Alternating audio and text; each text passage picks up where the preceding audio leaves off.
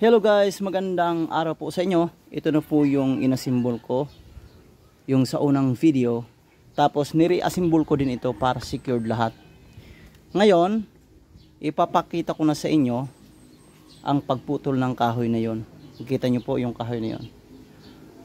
So, paandarin ko muna para makita ninyo. May goggles na tayo. Tapos paandarin natin para makita ninyo. Ang ano pala nito ay 12 inches ha. 12 inches, tingnan natin.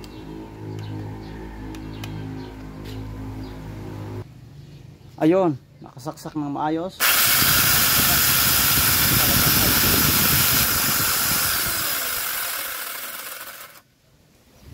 Susubukan ko na po yung kahoy na yun.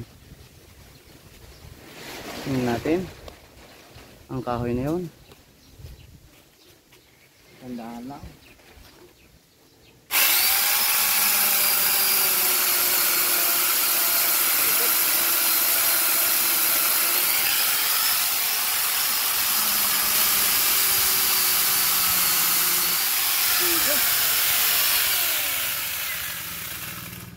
Ang galing. Ayun oh. Maganda.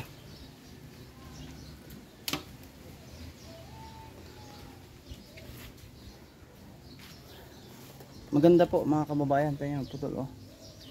Magandang gamitin. Matalas din. Saka high speed kasi ano tayo, direkta tayo. Hindi ito naka-battery. Tingnan nyo po. Oh. Paandarin ulit natin para makita niyo. High speed ito kaya. Tapos kailangan pwede tayo maglagay dito ng langis siguro para may color siya. Hindi ko alam, hindi ko nabasa kung tubig o langis. Sa plate lang naman ito nakaano eh. Yan. Ito lalagyan. So, na-testing natin, masasabi ko na satisfied ako sa in-order ko na ito. Wala siyang vibration. I mean, yung ano ba? Ang vibration niya, yung natural lang. Okay.